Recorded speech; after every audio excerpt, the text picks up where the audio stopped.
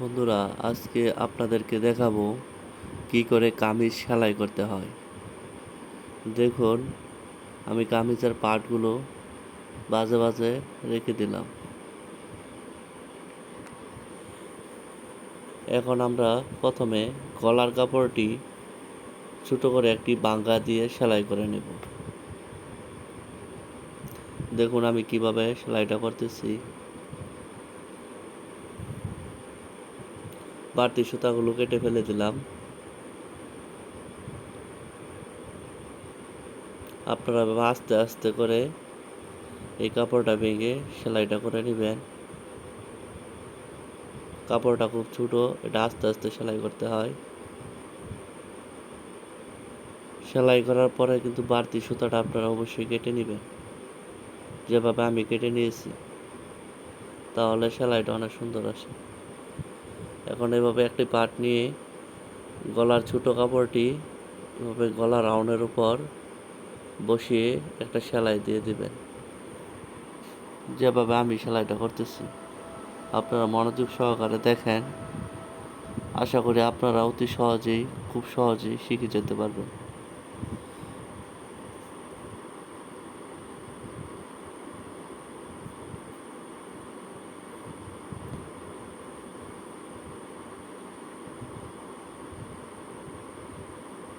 দেখুন আমি সেলাইটা দিয়ে দিলাম। এখন আমি একটু একটু করে কেটে দেবো, যাতে কাপড়টাও উল্টেতে সুবিধা হয়। তারপর এর উপর দিয়ে ছোট কাপড়ের উপরে একটি চাপ সেলাই দিয়ে দিবেন, এতে করে কাপড়টা অতি সহজেই অপর পাশে উল্টে যায়। দেখুন আমি পরের পাটাও সেম একই নিয়মে সেলাইটা করব। আমি পরের ভিডিওটা দিলাম না, একই নিয়মে সেলাইটা করে নিলাম। এখন আমরা দুইটি পার্ট একসাথে জয়েন দিয়ে দেব।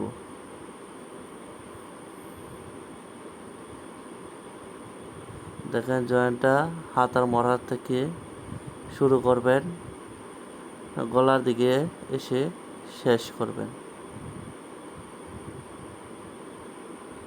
তারপর আবার গলা থেকে হাতার মরার দিকে গিয়ে সেলাইটা শেষ করে দেবেন। অবশ্যই সেলাই শুরুতে একটি ব্যাক স্টিচ এবং সেলাইয়ের শেষে একটি ব্যাক স্টিচ দিয়ে নেবেন, তাতে সেলাইটা খুব ছুটে যাবে না।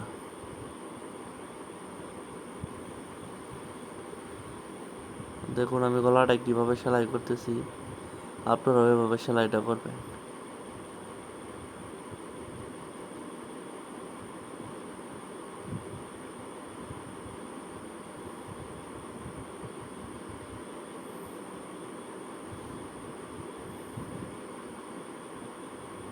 এভাবে আস্তে আস্তে করে কাপড়টি নিচের দিকে পাস করে তারপর সেলাইটা করবেন, যাতে নিচের কাপড়টা ধরে না যায়।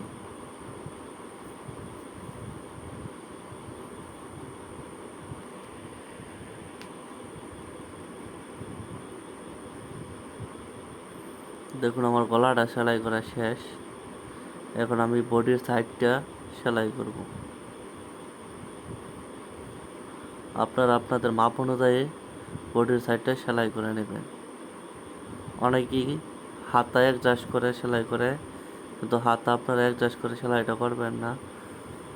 আমি যেভাবে সেলাইটা করতেছি আপনারা সেমে কীভাবে সেলাইটা করবেন। আমরা হাতাটা পরে অ্যাডজাস্ট করব, আমরা পরে কীভাবে হাতাটা পরি এটা আপনারা দেখে রাখবেন। আমি এই জামার মাপটা খুঁজতেছি।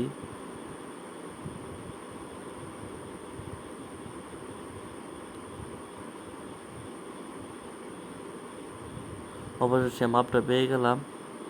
দেখেন আমি যে বডি অনুযায়ী মাপটা রাখতেছি, আপনারা আপনাদের বডি অনুযায়ী মাপটা রেখে দিবেন।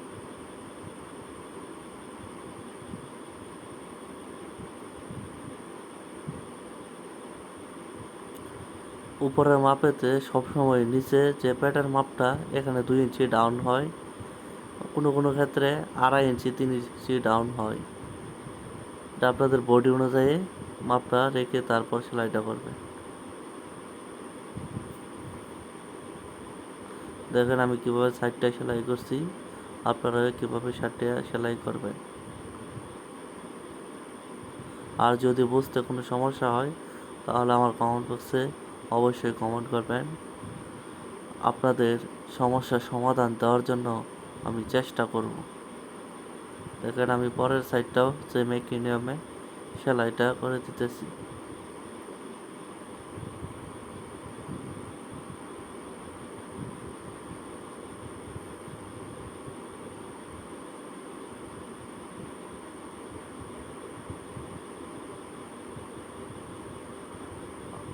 আমার দুনো সাইডেই সেলাই করা শেষ।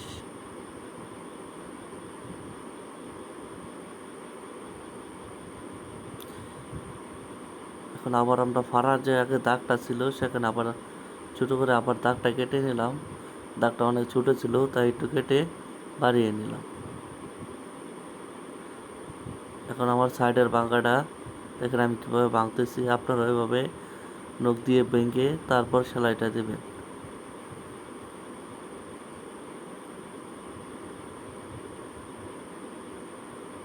অনেকেই সাইড ভাঙতে অনেক সমস্যা সম্মুখীন হন, তারা দেখে রাখবেন আমি কিভাবে সাইডটা ভাঙলাম, আপনারা সেমে কীভাবে সাইডটা ভাঙবেন।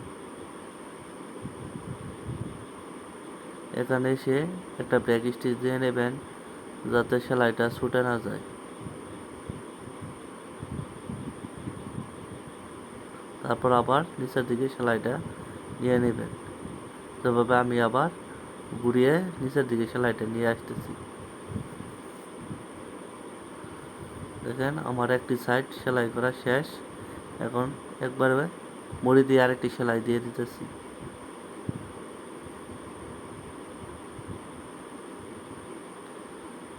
হালকা একটু ব্যাক স্টিচ দিয়ে নিলাম এখানে যাতে সেলাইটা ছুটে না যায়।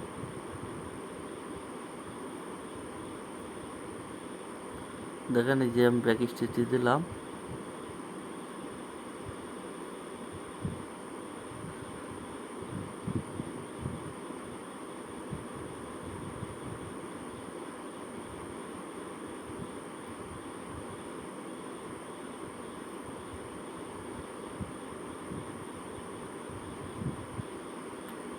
আমরা পরের পার্টটাও সেই একই নিয়মে সাইডটা ভাঙবো।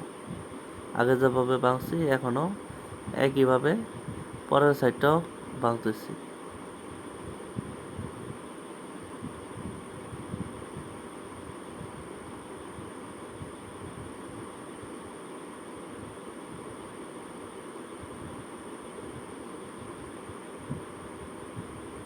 আমি বয়সটা কিন্তু পরে দিছি, তাই আমার কাজের সাথে কিন্তু অনেকটাই অমিল। আপনারা একটুকুনা খেয়াল করে শুনলেই বুঝে নিতে পারবেন।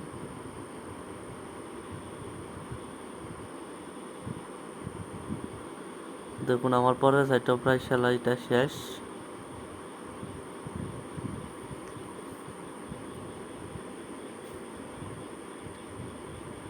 দেখেন এখানে একটু ব্রেক স্টিচ দিয়ে নিতেছি আবার।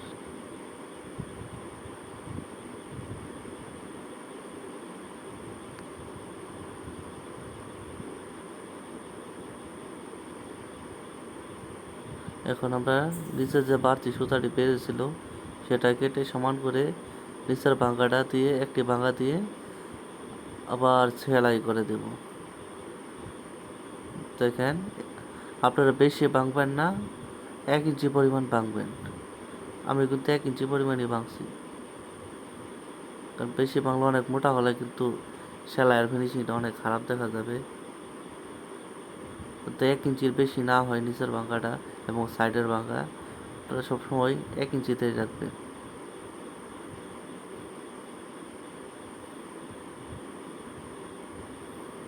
একই নিয়মে আমি পরেরটাও সেলাইটা করতেছি।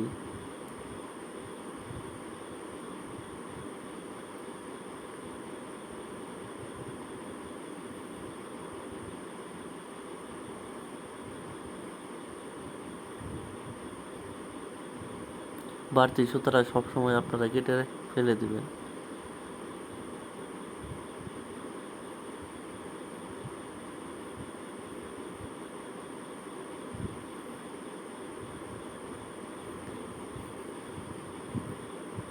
আমাদের নেসের সেলাইটা দেওয়া শেষ। এখন দেখেন আমরা হাতাটা কীভাবে অ্যাডজাস্ট করি। এই হাতাটা কিন্তু জোড়া দিয়ে অ্যাডজাস্ট করতে হবে, আর কাপড়টা কম ছিল তাই এই হাতাটা মাঝখান দিয়ে একটা জোড়া পড়বে। দেখেন জোড়া দিয়ে আপনারা কীভাবে অ্যাডজাস্ট করবেন। আমি কিন্তু হাতার মোহরি থেকে মাপটা নিয়ে নিতেছি। দেখেন আমি মাপটা নিয়ে একটি দাগ কেটে নিলাম। এখন কাপড়টি আবার পাস করে এটা রেখে দিলাম। দেখেন এখানে 4টি পার্ট, আমি উপর থেকে 2টি পার্ট নিব, নিয়ে এখন দেখেন আমি সাইড দিয়ে একটা সেলাই দিয়ে দিতেছি।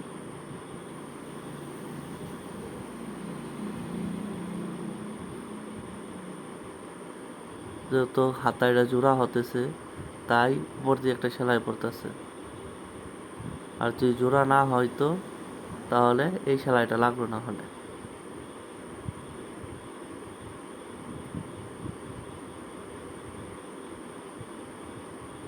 আপনারাও জোড়া পড়লে এভাবেই জোড়া দিয়ে সেলাইটা করে নেবেন।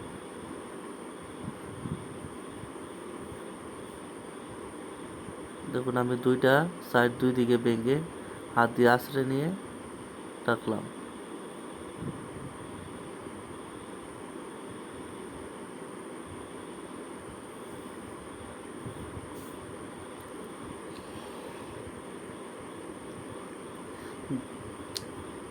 আপনারা হাতার যে সামনের যে ভাঙাটা এটাও 1 ইঞ্চি ভাঙবেন, এর বেশি ভাঙবেন না।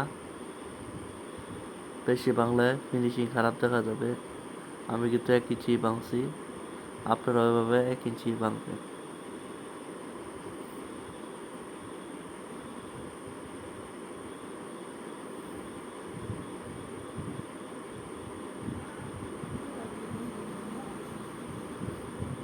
দেখুন আমাদের হাতার সামনের ভাঙাটা দেওয়া শেষ। এখন হাতার মাপটা নিয়ে যে বেড়ার মাপটা, সেই মাপটা দিয়ে আমরা যে আগে একটি দাগ কেটে চিহ্ন দিয়ে রেখেছিলাম সেই দাগ পর্যন্ত অনুযায়ী সেলাইটা করে দেব। দেখেন এখানে চিহ্নটা দিয়েছিলাম, এই চিহ্ন অনুযায়ী সেলাইটা নিয়ে নিলাম। আপনারাও একইভাবে সেলাইটা নেবেন। পরের পাটও একইভাবে সেলাইটা হবে।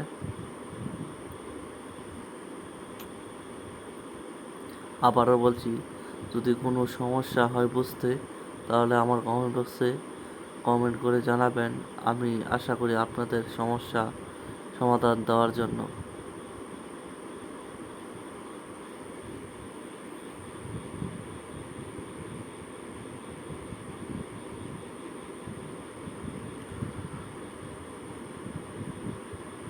এভাবে কাপড়টি একটি ডলা দিয়ে সুন্দর করে পাস করে নেবেন, তাহলে সেলাইয়ের ফিনিশিংটা সুন্দর আসবে। এখন দেখেন কিভাবে আমরা হাতাটা বড়ি। আপনারা এভাবে হাতাটা অ্যাডজাস্ট করবেন, তাহলে সেলাইয়ের ফিনিশিংটা অনেক সুন্দর থাকবে।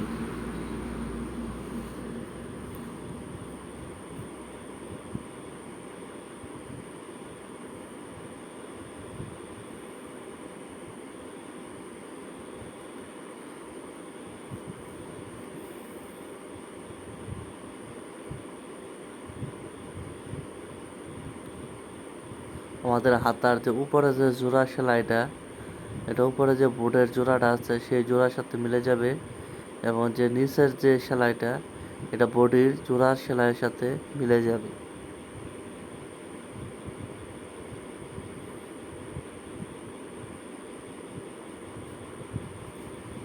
আর আপনাদের যদি এরকম ভিডিও ভালো লাগে তাহলে অবশ্যই আমার চ্যানেলটি সাবস্ক্রাইব করবেন।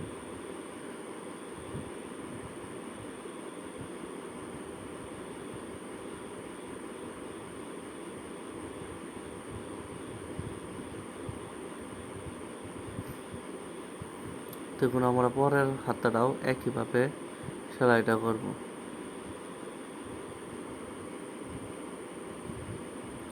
আশা করি আপনারা বুঝতে পারছেন আমি কিভাবে সেলাইটা করলাম।